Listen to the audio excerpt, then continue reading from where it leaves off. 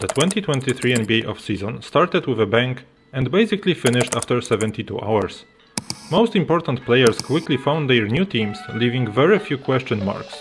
However, making fast decisions doesn't always mean making good decisions. That's why I decided to prepare a list of winners and losers of the 2023 free agency period. Interested? Sit down and watch carefully. The biggest winners of the 2023 offseason are the Los Angeles Lakers, without a doubt. Why?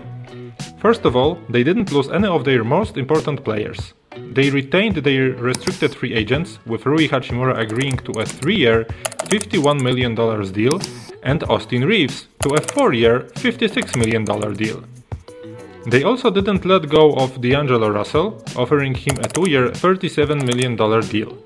On top of that, they added 3 valuable free agents. Gabe Vincent, who was a revelation for the Miami Heat, signed a 3-year deal worth $33 million with the Lakers. They also added good bench pieces in Taurean Prince, Jackson Hayes and Cam Reddish. This leaves the Lakers with a starting lineup of LeBron James, Anthony Davis, D'Angelo Russell, Austin Reeves and Rui Hachimura, and a depth featuring Gabe Vincent, Taurean Prince, Jared Vanderbilt, Cam Reddish, Jackson Hayes, Jalen Hood-Schifino and Max Christie. Not a bad offseason, Rob Pelinka.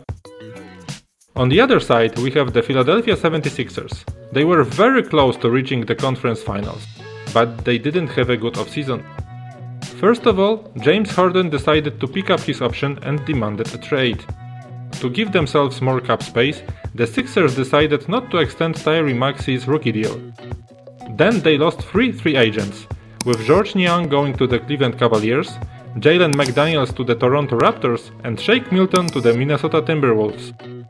Sixers were only able to sign Patrick Beverley, but their future remains uncertain. They will now negotiate a new trade for James Harden, but you never know if and when it could happen. It's something similar to what happened with Kevin Durant and the Knicks a year ago. A second winner on my list is Fred VanVleet. He was not ranked in the top 3 among possible free agents. We had Harden, Kyrie Irving and Draymond Green. You could also discuss whether Kyle Kuzma or Jerami Grant weren't at least at the same level as VanVleet. But Fred is the only free agent who got a maximum deal this summer. He signed a 3-year, $130 million contract with the Houston Rockets. And he is a double winner if we remind ourselves that he went undrafted in 2016.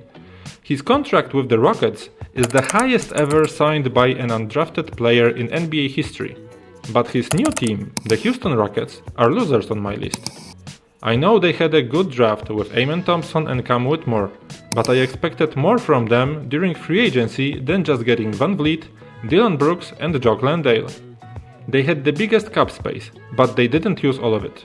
They might still add something in the future, but for now they lost this offseason, especially if we add the fact that they let go of KJ Martin basically for free, because how else can we call just 2 second-round picks in return?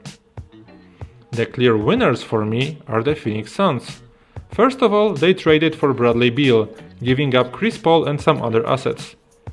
Then James Jones had a tough situation, because he was left only with minimum deals available in cap space.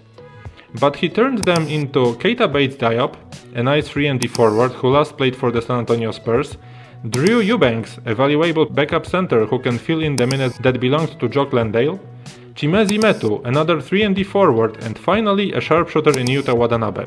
And you know what? There is one more player who joined the Suns. This is Eric Gordon, who turned down the other offers, for example from Golden State Warriors, and joined for just a minimum contract. Now the Suns' supporting cast is looking really sharp.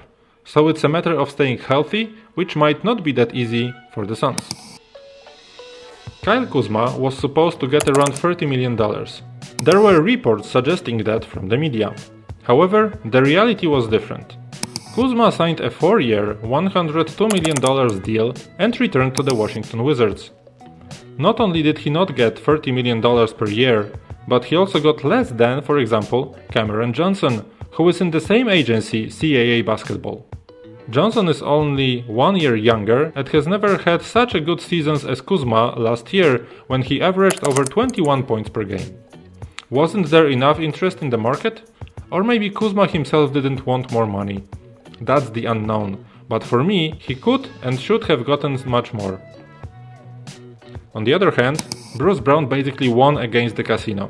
He signed a 2-year, $45 million contract with the Indiana Pacers with a team option for a second year. But still, the first year of the deal makes him earn $22.5 million, which in comparison to around $15 million that he earned throughout his whole career so far, shows how big of a jump he has made in this offseason. Of course, he might be overpaid, but here I am making him a winner of that free agency. Still, looking at the team option, he will basically be in a contract year again, and has to earn the same money next year with his performance on the court. Losing Bruce Brown makes the Denver Nuggets losers of the offseason. They lost their most important free agent and were unable to fill that void. They re-signed veterans like DeAndre Jordan and Reggie Jackson, but their contribution during the playoffs was marginal. They added Justin Holiday as a backup 3-and-D forward, but he is also far from being at the level of Bruce Brown. The only hope they have right now is that some of their young players develop so much that they can fill the void created by Brown's departure. Still, considering how the conference finalists, the LA Lakers, strengthened their roster, the Nuggets went the other way, and that might be a big problem for them in the next season. Finally, the last winner on my list is the Indiana Pacers. They were lucky to draft Jarace Walker from Houston University. On top of that, they added the previously mentioned Bruce Brown, while still keeping the option for the second season on their side. Finally, they did a similar thing to what they have been doing in recent years. They traded for a young forward who is still on a rookie contract, but hasn't had minutes in his team so far. That player is Obi Toppin, acquired from the New York Knicks in exchange for 2 second-round picks. The Pacers are in a small market and can't compete with the most popular teams, so they have to find their own blueprint. And that seems to be it. A starting five of Miles Turner, Obi Toppin, Jarace Walker, Benedict Mathurin and Tyrese Haliburton, with Jalen Smith, TJ McConnell, Andrew Nembhard, Aaron Nesmith and Buddy Hield, can make this team very fun to watch. The last team on my list is a team where I wasn't able to decide if they are winners or losers. I am talking about the Portland Trail Blazers. On one side, they were lucky enough to pick Scoot Henderson with the 3rd overall pick. Then they also took Chris Murray, who was a potential steal of the draft. But a few days later, they signed a contract that was too large with Jerami Grant, worth $160 million for 5 years. Finally, they heard from Damian Lillard that he wants out. On one side, they have a very young and promising lineup, with Scoot, Shaedon Sharpe and Anthony Simons.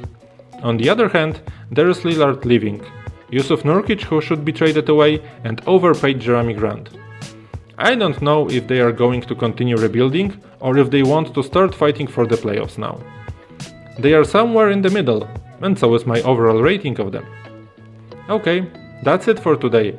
Let me know your thoughts on who won and who lost the 2023 offseason and share them in the comments.